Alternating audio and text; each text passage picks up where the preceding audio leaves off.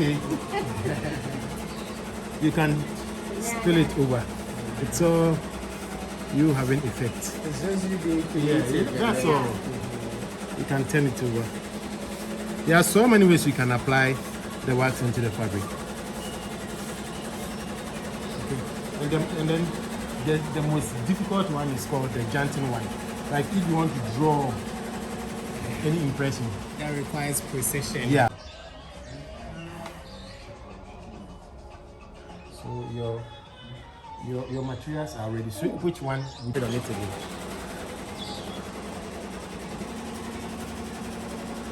It's okay.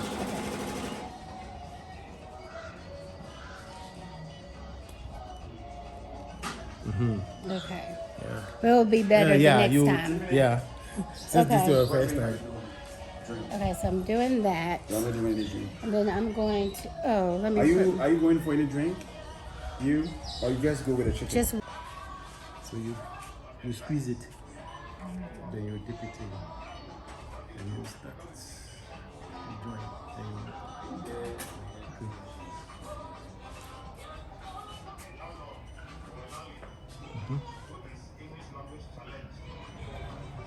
Make sure you use the tip.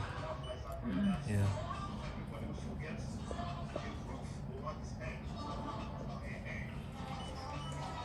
If you don't use the tip, it's as you move on, it's become bigger. So you need to use this part. So you I don't think there's something there. Squeeze it and dip it in again. You squeeze it, yeah, squeeze it. For the cold one to come out. It's not hot. Is it? Yeah, that is hot. No, you squeeze it and then dip it in again. So you're used to it, Okay, but me, no. sorry. All right. So put your hand.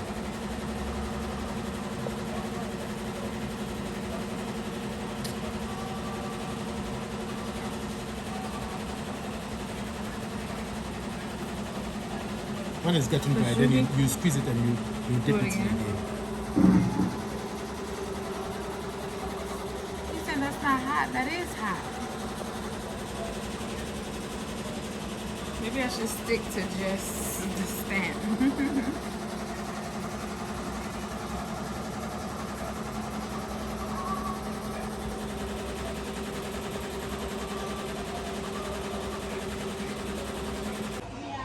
Okay. So let's see. We're gonna do the blue one first.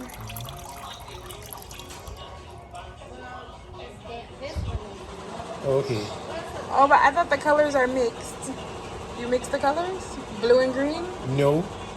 It's at its giving time. You have to wax and then re-dye it again Okay, so it's only one color. at a time. Okay, so one is blue. And the final Oh, time after then you dip it again. Okay. Get you.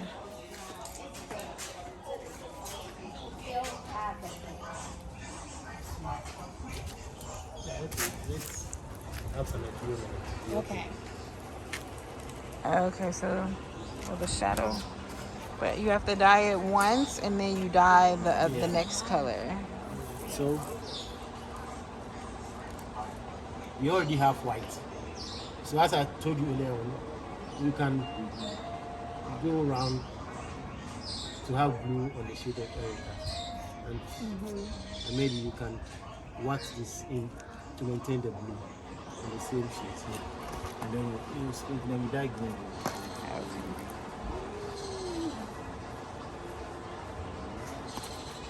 On which colors should I dye the other one? I'm mixing the green dye. Okay. I'll take a half spoon of it. Vat green. That's green Yeah, dye. it's a powdered form. It's soluble. So when you add your chemicals to it, it becomes insoluble. So I'm adding the sodium Oh, sodium. hydroxide. Sodium hydro. Oxide. Okay. Which sodium is salts or no?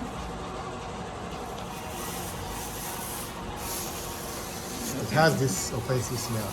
I don't know if you can smell it. No, I Can can you? smell it. Oh, okay. What does it smell like? It has this offensive smell. A So yeah. offensive smell. Yeah. And I'm adding This the is sodium hydroxide.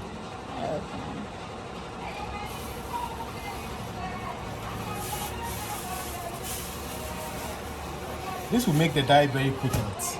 You cannot dye any cotton fabric without adding this chemical to it. oh, we can't. Yeah. Okay. Yeah. It will make the dye very fast, and there should be a bond between the fabric and the dye, so that when you wash, it won't fade. Yeah. This is our green dye. And so does it have to be hot or cold water? Cold water. Cold water. Okay. But at each giving dye, you can see the dyeing solution becomes very warm because of the chemicals. Yeah, they are very powerful.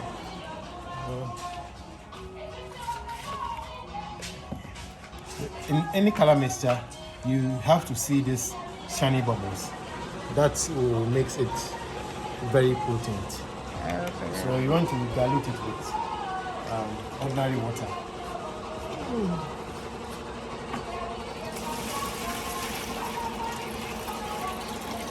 And then you pour the dye into there. Yeah. And then we pour the dye in.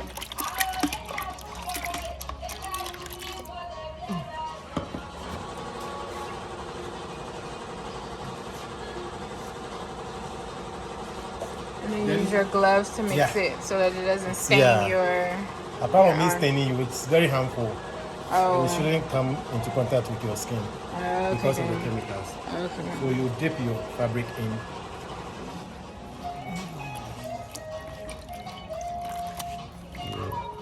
You keep turning it upside down. Yeah. To get an even dyeing. So that there won't be any patches in there. So our dye will be nice and very even. Oh yeah, now I can smell it. Yeah.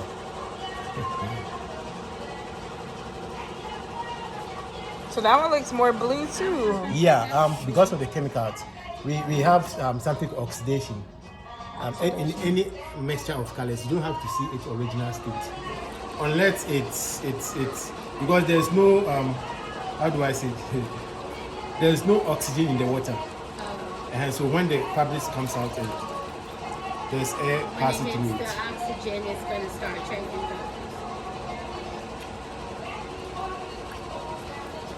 So you see it blue, but the moment it comes out as you, Oh, when it Yeah, dries, that's it, it'll yeah. be green. so you're going to dry it. Okay.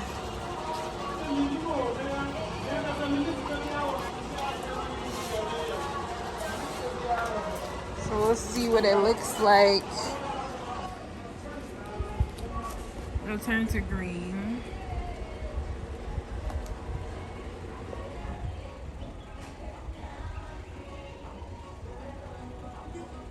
So today we are green. So we dipped it once. Now we have to go back over it again and we'll dip in a different color. Oh, this That is will okay. be the outcome later. I saw her no scabi brain. Any So you have- that every year you want to come on that.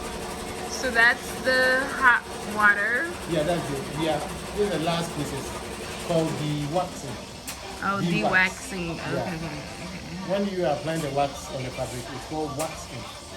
Wax. And we are de-waxing.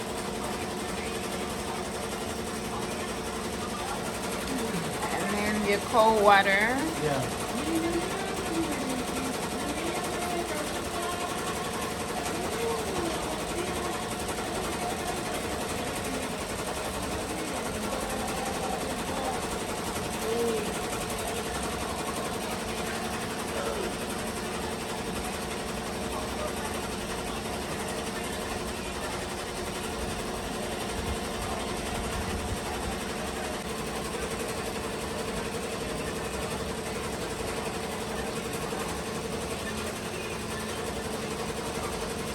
Those colors are nice. They're looking nice.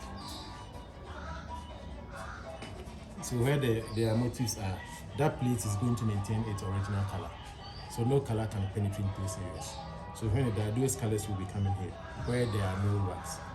That's why batik it's called resistive dye. So you resist certain portion of the fabric with the wax. Then afterwards, you submerge the dye fabric into boiling water so that the wax will come off, and then you have your design. But in dyeing, there are certain things you need to take into consideration depending on your design. You always have to start with the lighter color to the darker color, depending on the 2 colors or 3 colors that you are doing.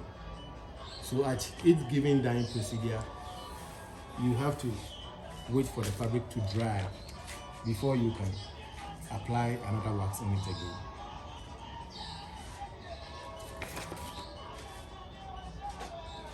So in dyeing, like applying the color or dye on the fabric. Why did you put the paper on there after? Yeah, I don't want this area to come in. Oh, where to come they in, are 'cause you've different. already So I'm blocking stamped that it. area. Okay. Yeah.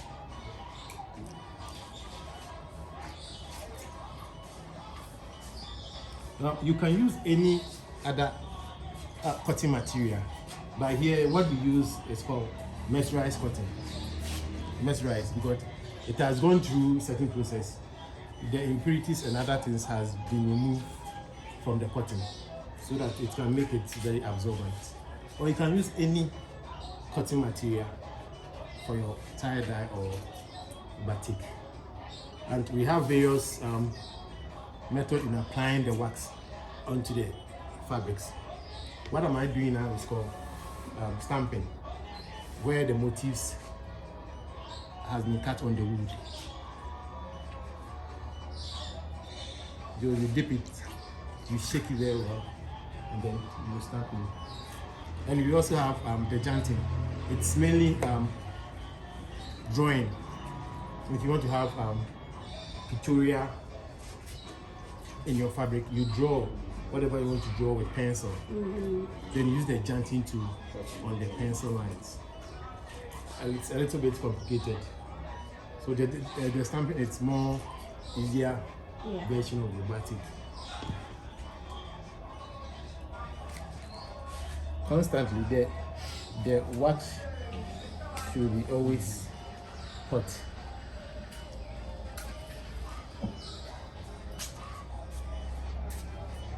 So that it can penetrate the back. And you made all the wax. Yeah. So questions, whilst I'm moving on, do you have any questions? Yeah, the wax is it's kind of it's a residue from petrol. It's in a block form, like a candle form. Okay. So it has been recycled. That's why the color has changed into something very dark. After dewaxing, we have something called dewaxing. After the dyeing procedure, as I said earlier on, you submit the fabric into boiling water so that the wax will come off. And those areas are going to maintain its original color. So you gather from the surface of the water, then you boil it again, and you reuse it again.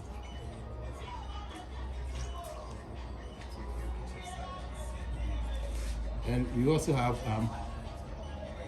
the sprinkling effect, which we use brush. You dipping into the wax, then you try it and see. Then you brush it to give you a nice twist. So generally, as Peter said, batik goes way back as 20th century. It started from Egypt in Africa, but the original producers were Indonesia, an island called Japanese. They started the batik. You don't fold it and we keep pressing in the dye. It's going to break up the wax that has already been formed as a layer here. So this prevents the wax from breaking. Whilst they're in the dye, we lift them one by one so that the dye can penetrate in all the areas.